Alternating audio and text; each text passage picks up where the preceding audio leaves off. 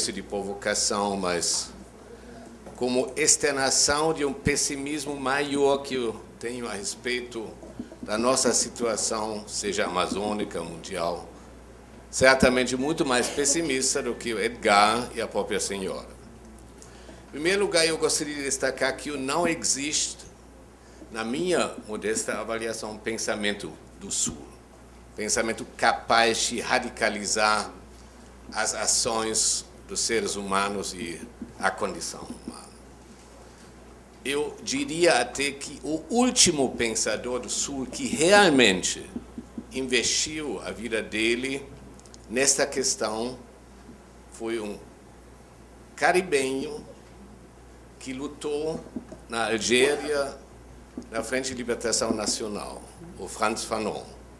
Um médico, um psicólogo, que se formou na França, nasceu em Martinique, aqui nas Antilhas, e ele escreveu um livro fantástico chamado Le Damné de la Terre, Os Condenados de la Terre, onde ele insiste na revitalização do ser humano do ponto de vista de se livrar da sua condição de colonizado e de colonizador.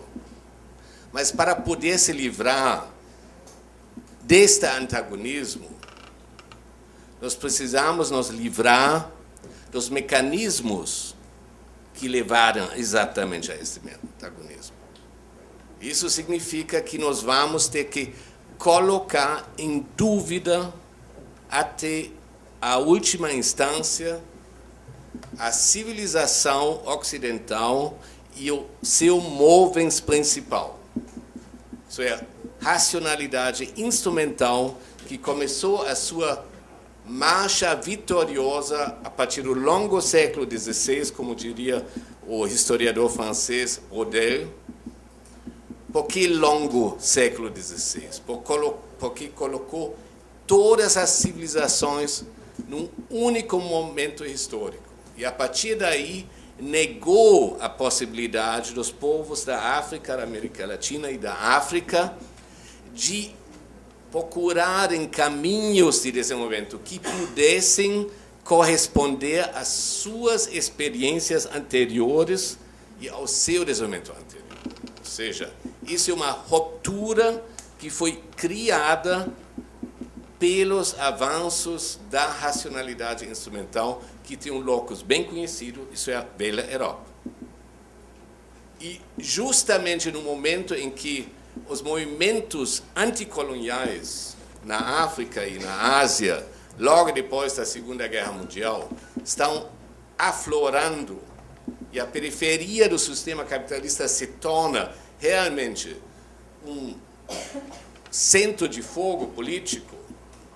Neste contexto, Fanon, em sua condição de médico e de psicólogo, participando da luta da FNL na Algéria, destaca claramente: irmãos, não vamos seguir o caminho da Europa. Nós temos coisa melhor para seguir. Nós precisamos criar as bases de uma outra civilização. Os resultados da sua análise nós conhecemos. Nós estamos vivendo hoje, isso eu faço questão de destacar, no mundo assim chamado globalizado, a partir de quê? A partir da vitória estrondosa da racionalidade instrumental, que hoje virou uma norma universal em duplo sentido, de um lado, como referencial da ação social de cada um, a otimização dos benefícios e um referencial para todos nós. Se perguntem se isso é verdade ou não, ou para usar um jargão mais nacional, a lei do Gerson. E, em segundo lugar, enquanto valor objetivo.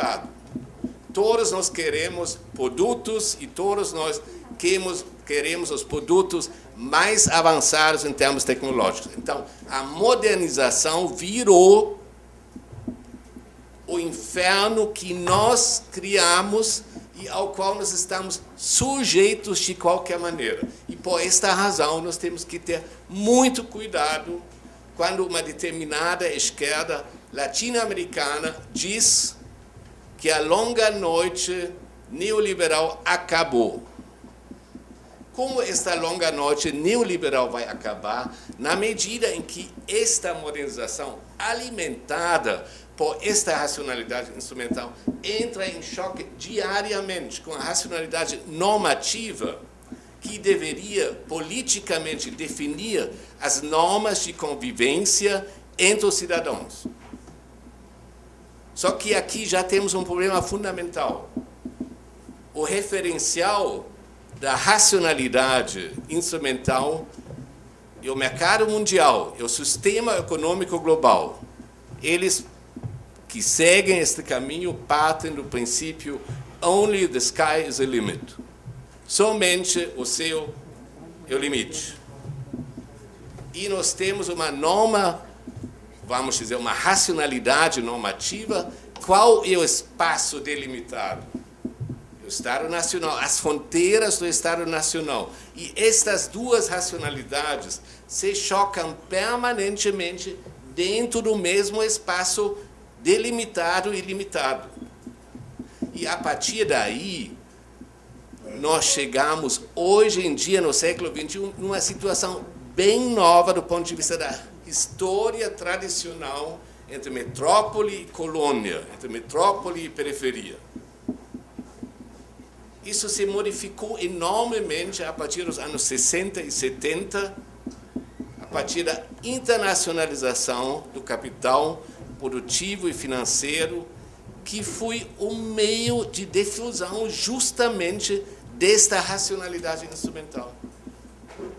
E ela ganhou de goleada, levou para o buraco o socialismo real existente do Império Soviético, levou para o buraco o sistema bipolar depois da Segunda Guerra e criou uma ordem mundial multipolar com enormes problemas e com incertezas e com conflitos de difícil trato. Do ponto de vista econômico, e aí já vamos voltar para esta questão que a senhora levantou, nós estamos vivendo, na minha avaliação, hoje, numa economia globalizada que pode ser comparada com um arquipélago. As ilhas estão muito bem integrados, sistematicamente integrados em pontos nodais do sistema, mas os espaços entre as ilhas estão sendo tratados como terra afundada. E nós, amazônidas, nós já estamos dentro da água. Do ponto de vista do sistema e de sua reputação, nós somos uma terra literalmente afundada. E qual é a perspectiva que se prega para levantar a cabeça, tirar a cabeça da água?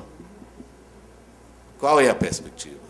São os clusters que devem cooperar para competir, são, vamos dizer, estratégias que as consultorias internacionais das ilhas estão vendendo para os afundados como uma luz no horizonte, ou no final do túnel. Isso é a nossa situação.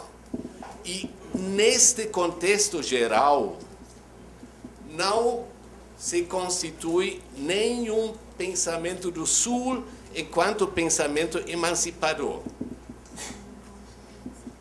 Na medida em que nós queremos um pensamento emancipador, nós teríamos que encarar a colonização da natureza externa e interna do homem. A externa é o meio ambiente, a interna é a nossa alma, a nossa forma de pensar, tudo o que a senhora muito brilhantemente abordou. Mas eu não vejo hoje nenhum insumo nesse sentido, nem na Amazônia, nem no Brasil, nem no mundo inteiro. Você pode pensar a biodiversidade, a sociodiversidade, mas transformar isso num elemento para radicalizar ações de resistência ou de ataque, isso depende, contra o sistema vigente é extremamente difícil. E se nós vamos olhar aqui a nossa situação real, aí nós vamos ter que ser muito sérios. A Universidade Federal do Pará é a maior universidade de toda a Amazônia. E nós temos 2 cursos interdisciplinares só. E não se pode pensar biodiversidade e sociodiversidade sem interdisciplinaridade. Mas na medida em que a própria universidade não consegue avançar de uma forma mais sistemática e mais leve e mais rapidamente, por uma razão muito simples, porque a racionalidade instrumental está nos poros dos planejadores, dos próprios cientistas, dos estudantes, de todos nós. Ou seja, a partir desta minha avaliação, que não é muito otimista, como vocês já perceberam, a partir desta minha avaliação, nós temos que problematizar, eu diria, a cosmovisão ocidental. Eu concordo com Maurão que uma alternativa passa pela nossa vontade e capacidade de nos relacionarmos com cosmovisões diferentes anteriores à ocidentalização. E aí a América Latina, em princípio, um lugar extremamente privilegiado no mundo. Nós temos os indígenas dos Andes e nós temos os indígenas da Amazônia.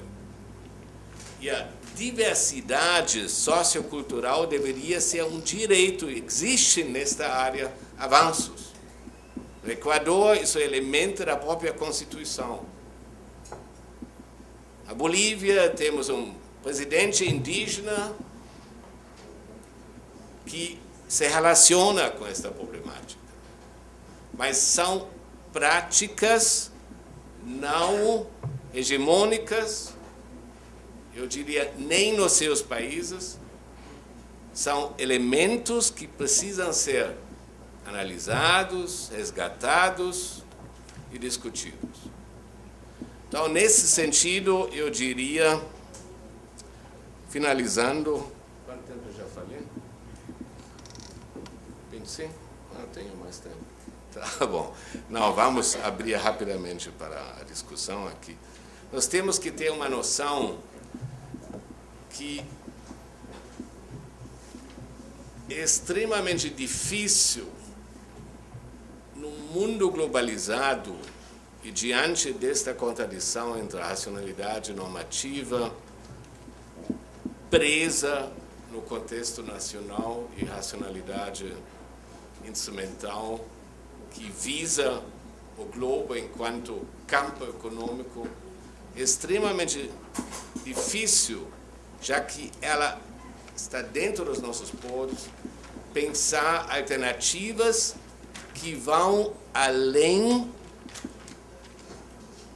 de se transformar num livro que vai para as bibliotecas, alimento para o capim. Pelo menos aqui no poema isso pode acontecer rapidamente. É muito difícil gerar condições para que as alternativas refletidas, certamente vamos ter que começar em nível local, e por isso nós temos um curso de mestrado em gestão de recursos naturais e desenvolvimento local. Vamos ter que tentar isso, mas nós temos que ter uma noção muito clara das dificuldades e temos que ter uma noção clara que a maré não está para peixe e que se a gente insiste na questão da alternativa, certamente vamos precisar, como diria um dramático, um escritor alemão, Bertolt Brecht, da longa raiva, porque com a curta não vamos conseguir nada. Obrigado.